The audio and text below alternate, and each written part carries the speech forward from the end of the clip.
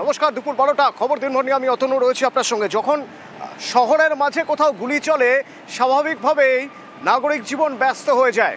কসবার ঘটনা, গুলি চলল, শুট আউট, কেউ কাউকে লক্ষ্য করে গুলি ছুড়েছে, দুষ্কৃতী তাণ্ডব। কি হয়েছিল? জেরা করে জানা গেল ও যে যুবকের হাতে গুলি লেগেছে সেই যুবক মেনে নিচ্ছেন যে না, শুট আউট না, নিজের হাতে নিজেরই গুলি লেগে গেছে, গুলি বেরিয়েছে এবং লেগে গেছে। কি করে হলো এই ঘটনা? কে এই যুবক? ব্যাকগ্রাউন্ড কি? হঠাৎ আগ্নেয়াস্ত্র নিয়ে নাড়াচাড়া কেন? নিজের লাইসেন্স আছে? এমন অনেক প্রশ্ন রয়েছে। প্রথমে তো ঘটনা কি হয়েছিল বা এখনো পর্যন্ত পুলিশের কাছে কি বয়ান জানবো। প্রীতি রয়েছে সরাসরি আমার সঙ্গে। প্রীতি,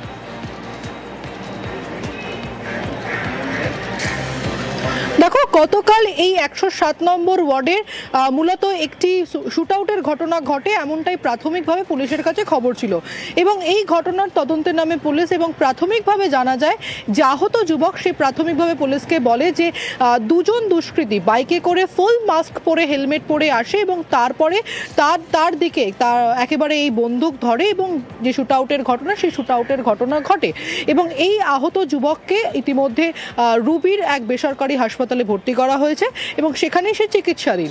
পরবর্তীতে কিন্তু একেবারে চাঞ্চল্যকর তথ্য উঠে আসে পুলিশের হাতে। পুলিশ যখন জিজ্ঞাসাবাদ করে তখন প্রাথমিকভাবে এই যুবক যখন বয়ানে জানায় যে দুই দুষ্কৃতী তাকে এসে বন্দুক দেখিয়েছিল, ঠিক তার কিছুক্ষণ পর তার যখন জিজ্ঞাসাবাদ দীর্ঘমেয়াদী হয়, অনেকক্ষণ জিজ্ঞাসাবাদ করে, তখন কিন্তু ঠিক উল্টো ছবি, উল্টো বয়ান সে বলতে থাকে। সে বলতে থাকে এই বন্দুক সে নাড়াচাড়া করছিল, তার সঙ্গে তার দুই বন্ধু ছিল এবং এই দুই বন্ধুর উপস্থিতিতেই সেই 9mm পিস্তল থেকে কোনোভাবে এই যে বুলেট, সেই বুলেট বেরিয়ে পড়ে এবং তার হাতে লাগে এবং বাঁ হাতে ইতিমধ্যে তার রক্তাক্ত অবস্থায় তাকে ভর্তি করা হয়েছে রুবির এক বেসরকারি হাসপাতালে। অতনু,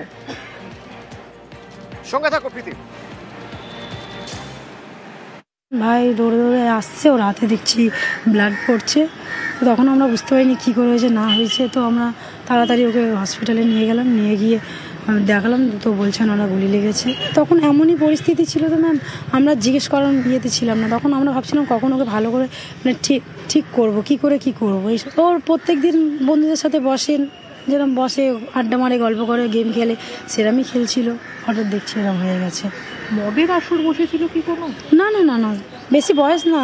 মদ একদমই যে বলবো না খায় না, হয়তো কোনো কিষান পারপাসে খেয়ে নেয়, বাট কালকে খেয়েছিল না। প্রীতি, আগ্নেয়াস্ত্র তো চায়ের ভাঁড় না যে চলকে হাতে পড়ে যেতেই পারে। যে কোনো মোড়ের মাথায় চায়ের দোকানে চা খেতে খেতে আগ্নেয়াস্ত্র পেতে গেলে লাইসেন্স দরকার হয়, আর না হলে সেই আগ্নেয়াস্ত্র বেআইনি বলে ধরে নেওয়া হয়। যদি ধরি বেআইনি, তাহলে এই বেআইনি আগ্নেয়াস্ত্র এখানে এলো কি করে? হতেও পারে লাইসেন্স আছে, জানা যাচ্ছে কিছু?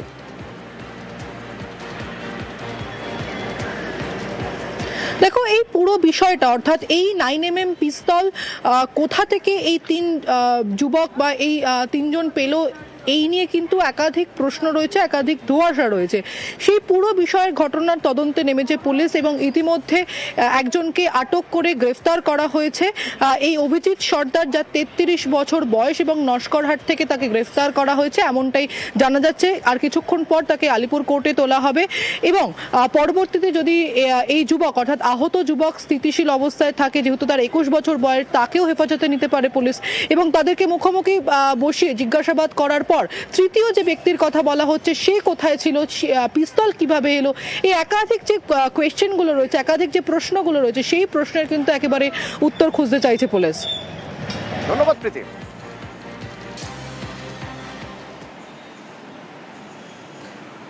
বারাসাত হাসপাতালের মর্গে একটি দেহ, সেই দেহের একটি চোখ নেই।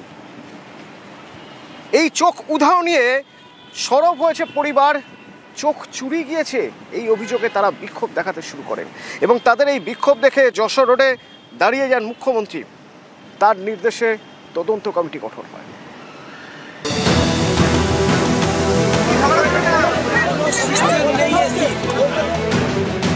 উত্তর 24 পরগনার বারাসাত, এখানকার কাজীপাড়ার বাসিন্দা বছর 35-এর প্রীতম ঘোষ সোমবার বাড়ির কাছে তাকে একটি গাড়ি ধাক্কা মারে।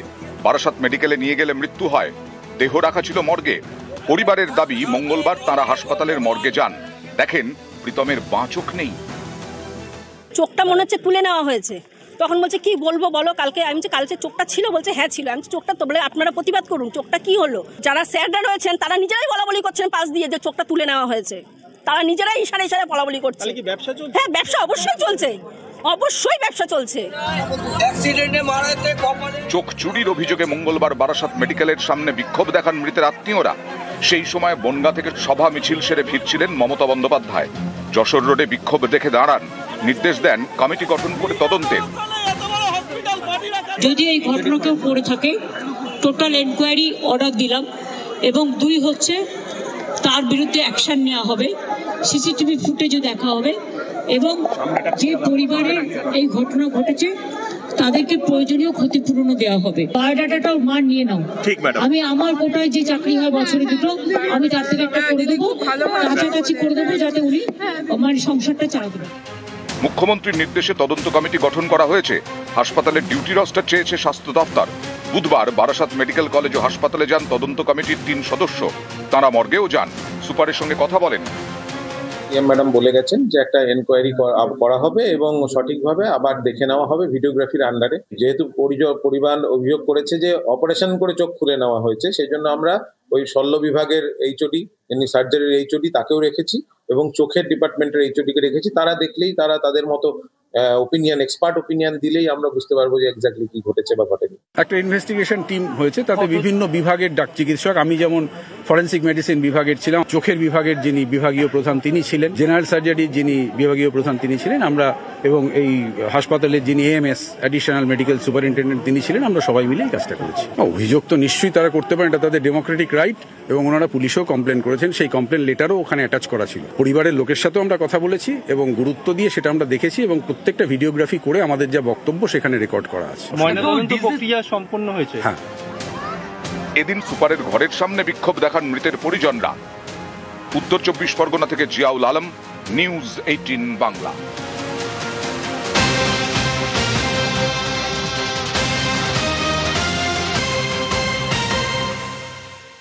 প্রমাণিত হয়েছে, কিন্তু সেটা আপনারা যেটা বলছেন যে সব বিচারপতির ক্ষেত্রে প্রযোজ্য, আমার এটা একেবারেই মনে হয় না।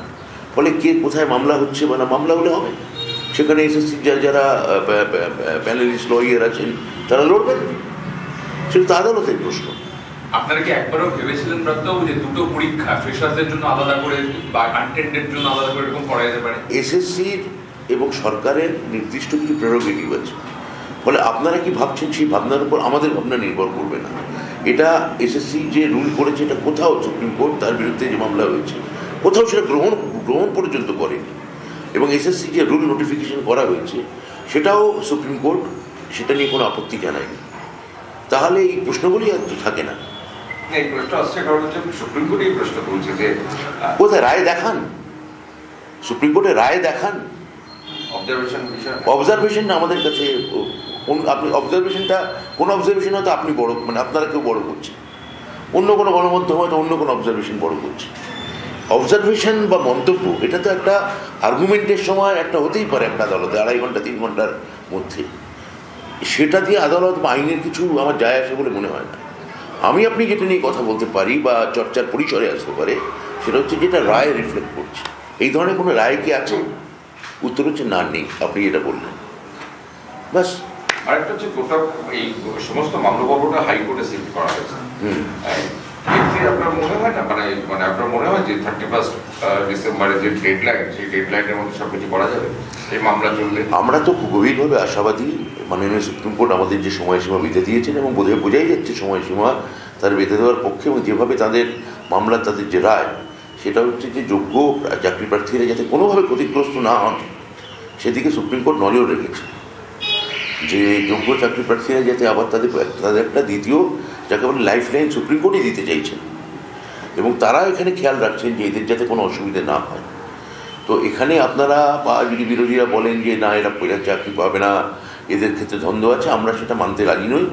আমরা অত্যন্ত স্বচ্ছতার সঙ্গে এসএসসি পরীক্ষা নিয়েছে, এবং আমাদের কাজ হচ্ছে এসএসসি যাতে নির্বিঘ্নে 31শে ডিসেম্বরের মধ্যে পরীক্ষা এই যে প্রসেস, নিয়োগের প্রসেস যাতে সম্পূর্ণ করতে পারে এবং সম্পন্ন করতে পারে সেটাকে নিশ্চিতীকরণ করা। 31 মধ্যে যদি সম্ভব না হয় আপনারা আবেদন করবেন এই সেটা দেখুন, সেটা তো এক্ষুনি এইভাবে আমরা এখন 31শে ডিসেম্বরের মধ্যে শেষ করার ব্যাপারে আশাবাদী। এরপরের প্রক্রিয়া যদি শেষ করা না যায়, 50 লাখ যাচাইকরণ ইত্যাদি ইত্যাদি যা আছে, তখন এসএসসি কি করবে সেটা এসএসসি নিশ্চয়ই আইনি পরামর্শ করে আমাদের থেকে মত চাইবে। একটা নির্দিষ্ট প্রশ্ন, আপনারা একজন ফিজিক্যালি ডিসেবলড টেন্টেড ক্যান্ডিডেটকে লিস্টে রেখেছিলেন, এসএসসি রেখেছিল, তারপরে সুপ্রিম কোর্টেও সেটা মান্যতা পেয়েছে যে রাখা যায় না। এই মামলার গ্রাউন্ডগুলো তো তৈরি হচ্ছে, ফলে তো দেখুন এসএসসি যেটা বলেছিল, আমি এই সুপ্রিম কোর্ট যেটা এসএসসিকে বলেছিল, 1 নম্বর হচ্ছে যে কোনো দাগি ক্যান্ডিডেটকে রাখা যাবে না। কেউ হয়তো অনলাইনে অ্যাপিল করেছেন, যাচাইতে সেটা বাদ গেছে ভেরিফিকেশনে। 2, দাগিদের পূর্ণাঙ্গ লিস্ট বার করতে বলেছে, দাগিদের মধ্যে একটা লিস্ট বার করেছে এসএসসি মাননীয় সুপ্রিম কোর্টের কথায়। এবং আমার কাছে যতদূর খবর, আমাদের আইনজীবী কল্যাণ বন্দ্যোপাধ্যায়ের পরামর্শ মোতাবেক আজকে এই এখন বাজে 12টা পূর্ণাঙ্গ লিস্ট এসএসসি এক্ষুনি বার করে দেবে। ওই টেন্টেডদের যে লিস্ট, সম্পূর্ণ লিস্ট বার করবে। এসএসসির নতুন নিয়োগ মামলায় নতুন মোড় বলা যেতে পারে, কারণ নবম, দশম, একাদশ, দ্বাদশের এই যে যতগুলো নিয়োগ হয়েছে, সে নিয়োগ প্রক্রিয়ার সমস্ত ওএমআর প্রকাশের নির্দেশ দিলেন বিচারপতি অমৃতা সিনহা। এই সমস্ত ওএমআর প্রকাশের নির্দেশ দিলেন কেন, কি পর্যবেক্ষণ এক্ষেত্রে আদালতে, জানবো। অর্ণব রয়েছেন আমার সঙ্গে সরাসরি হাইকোর্ট চত্বর থেকে। অর্ণব, আবারও ওএমআর এর অস্বচ্ছতার অভিযোগ এবং সেই সংক্রান্ত কিছু মামলা হয় কলকাতা হাইকোর্টে। কিছুক্ষণ আগে বিচারপতি অমৃতা সিনহা, রাজ্যের অ্যাডভোকেট জেনারেল এসএসসির আইনজীবী কল্যাণ বন্দ্যোপাধ্যায় প্রত্যেকের সওয়াল জবাব শোনার পর স্বচ্ছতার প্রশ্নে এসএসসির যে সমস্ত ওএমআর ইতিমধ্যেই রেজাল্ট আমরা প্রকাশ হয়েছে জানি, একাদশ, দ্বাদশ এবং নবম, দশমের, যেটা নতুন নিয়োগ প্রক্রিয়া, নতুন নিয়োগ প্রক্রিয়া। আবারও বলছি, 2025-এর যে নিয়োগ প্রক্রিয়া, 36,000 শিক্ষক নিয়োগ হওয়ার কথা, অর্থাৎ 2016 প্রায় 18,000, এবার সেই সিট সংখ্যা বের হয়েছিল 36,000। এই 36,000 পদে যারা পরীক্ষায় বসেছিলেন নবম, দশম, একাদশ, দ্বাদশ, তাদের প্রত্যেকের ওএমআর সেটা 10 ডিসেম্বরের মধ্যে স্কুল সার্ভিস কমিশনের ওয়েবসাইটে প্রকাশ করার নির্দেশ দিলেন বিচারপতি অমৃতা সিনহা। গতকালই সুপ্রিম কোর্টের বিচারপতি সঞ্জয় কুমার এবং অলোক আরাধের বেঞ্চ সমস্ত এই ধরনের নতুন নিয়োগ প্রক্রিয়া, তার রুল সংক্রান্ত যাবতীয় মামলা হাইকোর্টে ফিরিয়েছিল। সেই বিষয়টি এদিকে জানেন বিচারপতি অমৃতা সিনহা। এবং তারপর এর আগেই আমরা জানি 19শে নভেম্বর তিনি যখন এসএসসি সংক্রান্ত মামলায় বিস্তারিত তথ্য সহ সবকিছু প্রকাশের নির্দেশ দেওয়া হয়, মূলত একাদশ, দ্বাদশের ক্ষেত্রে, এবার আর কোন রকম সেই ওএমআর এর কথা, যেটা সম্ভব হলে কথা হলো, এবার কিন্তু সরাসরি সমস্ত ওএমআর, এবং সংখ্যাটা কত, প্রায় মনে করা হচ্ছে 5 থেকে 6 লক্ষ ওএমআর, তা কিন্তু প্রকাশ করতে হবে ওয়েবসাইটে। এবং এই নির্দেশের পর অন্তত মামলাকারীরা মনে করছেন এবার হয়তো নিয়োগ প্রক্রিয়া স্বচ্ছতা আসবে, কারণ ওএমআর এর এই আবার কোনো কাজ চুক্তি বা অন্যরকম বিকৃত কিছু আছে কিনা সে বিষয়টা সবাই পরীক্ষা করে দেখতে পারবে। এবং নির্দেশের কপি আজকে হয়তো বিকেল বা সন্ধ্যের মধ্যে আপলোড হয়ে যাবে। এবং কালকে রয়েছে 28 তারিখ মূল মামলাগুলি শুনানি, অর্থাৎ 10 নম্বর কারা পাবেন, পূর্ব অভিজ্ঞতা নাম্বার তাদেরকে দেওয়া হবে, কিসের ক্ষেত্রে দেওয়া হবে, বেসরকারি কেউ পাবেন কিনা, এই মামলা পাশাপাশি যে রুলের ওপর পরীক্ষা হচ্ছে 2025-এর রুল, যেটা গতকাল সুপ্রিম কোর্ট প্রশ্ন তুলেছে, আমরা 2016 নিয়োগ প্রক্রিয়া বাতিল করে নতুন করে পরীক্ষা নেওয়ার কথা বলেছি, আমরা নতুন করে রুল তৈরি করে নতুন শূন্যপদ সেখানে যুক্ত করে পরীক্ষার কথা বলা হয়নি। একবারও কি এসএসসি সুপ্রিম কোর্টে এই বিষয়ে কি আদালত বুঝতে চাইছে, বোঝাতে চাইছে, একবারে কি মতামত নেওয়ার চেষ্টা করছিল? এই বিষয়গুলি সবকিছু সামনে আসার পর আজকের এই নির্দেশের পর আমি গতকালও বলছিলাম যে জটিলতা বাড়বে, বই কমবে না।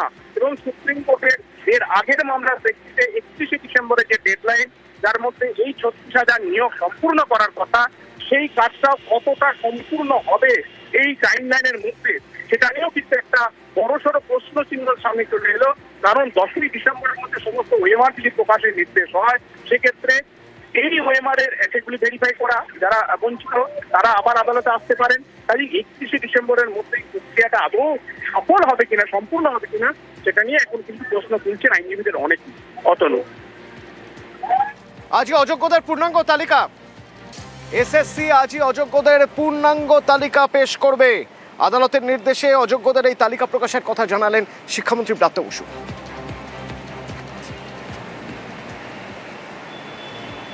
কোর্ট যেটা এসএসসিকে বলেছিল, 1 নম্বর হচ্ছে যে কোনো দাগি ক্যান্ডিডেটকে রাখা যাবে না। 2, দাগিদের পূর্ণাঙ্গ লিস্ট বার করতে বলেছে। দাগিদের মধ্যে একটা লিস্ট বার করেছে এসএসসি, মাননীয় সুপ্রিম কোর্টের কথায় আজকে পূর্ণাঙ্গ লিস্ট এসএসসি এক্ষুনি বার করে দেবে। টেন্টেডদের যে লিস্ট, সম্পূর্ণ লিস্ট বার করবে। আদালত যা নির্দেশ দিচ্ছে এসএসসিকে, এটা অক্ষরে অক্ষরে পালন করছে। আরামবাগ মেডিকেলে শিশু অন্তর্ধান রহস্য, মানে জীবিত শিশু মৃত শিশু অদল বদল করে দেওয়া হয়েছে অভিযোগ উঠছে, এবং এই অভিযোগের পর শিশু মৃত্যুর খবর দিয়ে একরকম বিভ্রান্তি ছড়ানোর চেষ্টা করা হচ্ছে। 2 বাড়ির পরিবার, মানে 2 শিশুর পরিবার, তারাই হাসপাতালের বিরুদ্ধে অভিযোগ করছেন। শুভদীপ রয়েছে আমার সঙ্গে সরাসরি। শুভদীপ, নিঃসন্দেহে এক জটিল সমস্যা, মানে 2 পরিবার, তাদের ঠিক কি অভিযোগ, কি দাবি করছেন তারা, কি হয়েছে?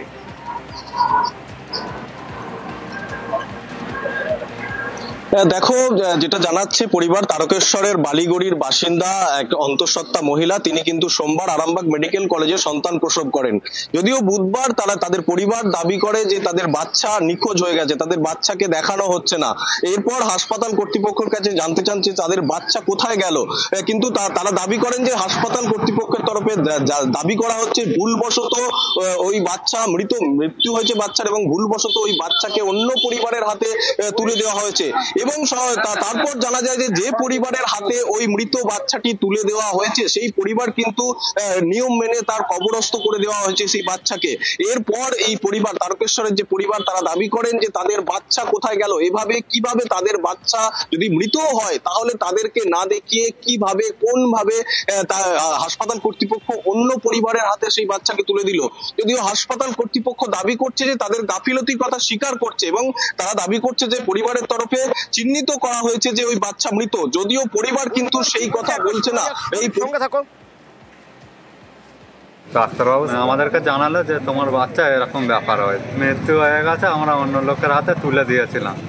আমরা জানিনি, মাথা ঠিক ছিল না, তুমি কেমন ডাক্তার, তাতে কোনো ক্যামেরা থাকতে তুমি কি করে তুলে দিলে, নাম জানলে না, কিছু নয়। আমি যদি তোমাদের হসপিটালে ঢুকতে যাই, তা খাবার নিয়ে পেশেন্টকে, তোমরা তখন কার্ড দেখাচ্ছে আর দেখাচ্ছে, এখন ঢুকতে দিয়ে যাবে না টাইমে, এইটার বেলায় জ্ঞান আছে, বাচ্চাটা চলে গেল। আমি যদি বলি যে বাচ্চাটা তুমি মেরে ফেলেছো, কি পাচার করেছো, কি বিক্রি করেছো, তুমি শুনবে? কারণ বলছে আমার মাথা ঠিক ছিল না, আমরা দিয়ে দিয়ে। মানে বাচ্চাটা কি মৃত্যু হয়েছে বলছে? হ্যাঁ, আমরা যখন দেখে গেলাম তখন ভালো বাচ্চা আমরা দেখে গেলাম, মুখটা দেখে। এখানের কর্মচারীরা জানায় যে আপনাদের বাচ্চা তো মারা গেছিল, আপনাদের হাতে তুলে দেয়া হয়েছে। তখন আমাদের বাড়ির লোক বলেছে আমরা তো এখানে একাই, আমি এখানে আছি পেশেন্টের কাছে, তো কার হাতে তুলে দিয়েছেন? আমাদের হাতে তো কেউ তুলে দেননি। কর্মচারীরা বা ডাক্তার সিস্টাররা বাচ্চাকে বিক্রি করে দিয়েছে। ভুল করে যদি কারোর হাতে তুলে দিয়ে থাকে, নিশ্চয়ই সেটা বিক্রি করে দেওয়া হয়েছে। আমরা ডাক্তারের কাছে জানতে এসেছি বাচ্চাটাকে কি করে তুলে দেওয়া হলো, এইটা একটা ষড়যন্ত্র করে দেওয়া হয়েছে। এখানে এত স্টাফ থাকতে, এত কিছু সব সুযোগ সুবিধা থাকতে, একটা বাচ্চাকে অন্য কারোর হাতে কি করে তুলে দেওয়া হয়? ওরা বলতে চাই যে আমাদেরই দোষ, আমরা ভুল করেছি, বাচ্চাটাকে আমরা বাঁচাতে পারিনি, তো ভুল করে আমরা না দেখে একটা মৃত বাচ্চা ঘোষণা শুনে আমাদের মাথা ঠিক ছিল না, আমরা বাচ্চাটা ওনাদেরকে দিয়ে দিই। এবার ইনারাও বললো যে প্যাকিং করে দিয়েছে, বাচ্চার হাতে যে কার্ড আছে, মায়ের হাতে আছে, এই সব না দেখা অবধি ওনারা কি করে ইনাদের হাতে দিতে পারে? এখন চাই যে আমাদের বাচ্চা, আমাদের সুস্থ বাচ্চা দিয়ে গেছিলাম, সুস্থ বাচ্চাই আমাদের চাই। এই বাচ্চাটা ওরা ভুল বোঝাবুঝি, ডাক্তাররা তো দিয়ে দিয়েছে, বাচ্চা তো মরা বাচ্চা দিয়েছিল, এই বাচ্চা তো আমাদের। তাহলে ওইটা কেন ব্যান্ডেজ করে ওরা ভুল বসত ডাক্তারবাবুরা করেছে বলছে। সেটা কি করলে? আমরা খবর দিয়ে দিয়েছি, আমরা বুঝবো কি করে তখন? আমরা তো মরা বাচ্চা দিয়েছে, আমরা জানবো। ডাক্তারবাবুরা তো আবার আমাদেরকে ফোন করে ফের ডেকেছে যে এরকম ভাবে সে নিয়ে, ডাক্তারবাবুরা জেনে বুঝে ভুল সংশোধন করার জন্যই তো ডেকেছে আবার। শুভদীপ, 2টো পরিবার জড়িয়ে রয়েছে, 2 পরিবারের স্বপ্ন জড়িয়ে রয়েছে। অভিযোগ যা উঠছে তা মারাত্মক, এবং 2 পরিবারই হাসপাতালের বিরুদ্ধে অভিযোগ করছে। সেক্ষেত্রে হাসপাতাল কর্তৃপক্ষের দায় থাকবে উত্তর দেওয়ার। কি বলছে হাসপাতাল কর্তৃপক্ষ?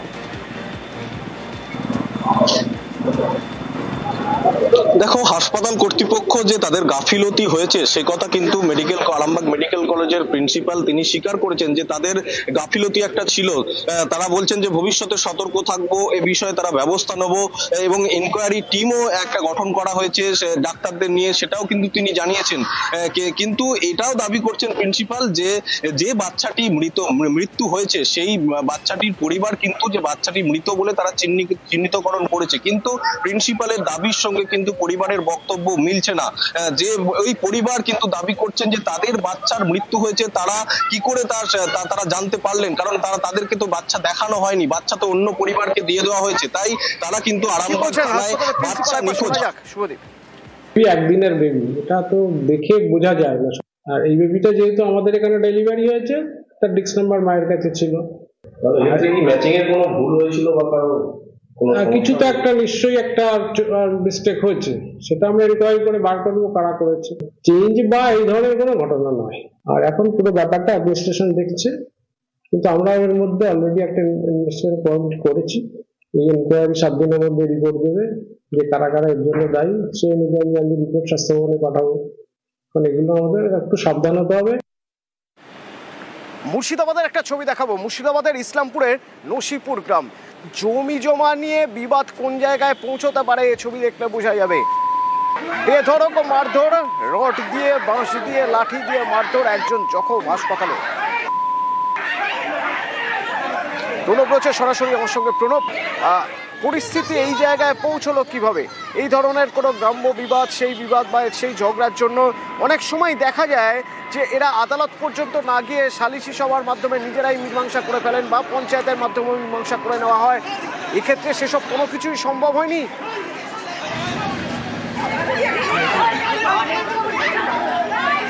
একদম তাই। দেখো, এটা হচ্ছে ইসলামপুরের যে নসিপুর গ্রাম রয়েছে, সেখানে খালি এক ফালি জমি, যে জমিটা দিয়ে তোমার রাস্তা ছিল এবং মানুষজন যাতায়াত করত। জমির মালিক চাইছিলেন যে সেই জায়গাটা ঘিরে নেই, কিন্তু গ্রামের মানুষের দাবি যে জায়গাটা যেহেতু তাদের হলেও পঞ্চায়েতেরও কিছুটা জায়গা আছে এবং এই জায়গাটা ঘিরতে দেওয়া হবে না, এই নিয়ে গণ্ডগোলের সূত্রপাত। তারপরে কিন্তু দুই পক্ষের মধ্যে বেধড়কভাবে মারপিট শুরু হয়ে যায় বলে অভিযোগ এবং ঘটনায় 2 জন গুরুতর আহত হয়। তাদেরকে ইসলামপুর গ্রামীণ হাসপাতালে নিয়ে যাওয়া হয়, যদিও তারপরেই এবং এই ঘটনায় 2 জনকে আটক করেছে ইসলামপুর থানার পুলিশ। যদিও পুলিশের পক্ষ থেকে দাবি করা হয়েছে যে পঞ্চায়েতকে খবর দেওয়া হয়েছে এবং জায়গাটা কার তার মেপে নিয়ে তারপর ব্যবস্থা করে, কিন্তু গ্রামবাসীদের দাবি যেহেতু দীর্ঘদিন রাস্তা হিসাবে ব্যবহার করা হচ্ছে, তাই এই রাস্তা ঘিরতে দেওয়া হবে না জমির মালিককে। যদিও জমির মালিক এবং 2 পক্ষকে নিয়ে পুলিশ, ইসলামপুর থানার পুলিশ বসে এবং পঞ্চায়েতের পক্ষ থেকে সেই জমি জরিপ করে দিয়ে ঘটনার মিটানো হবে বলে কিন্তু আশ্বাস দেওয়া হয়েছে। অতনু, ধন্যবাদ। রাস্তা ওর বাড়ির কাছে আছে, গাছ লাগিয়ে নিচ্ছে, ঘর করে নিচ্ছে, আমরা কিছু বলতে আমাদের চলাচল রাস্তা ফেলে রেখে। কারা ঘিরছে এই যে এইখানে ডাক্তার আজকে কারা ঘিরছিল যে জায়গাটা? আজকে না, আজ থেকে 2 দিন আগে কারা ঘিরছিল? তারা নাম কি তাদের? নাম কি তাদের?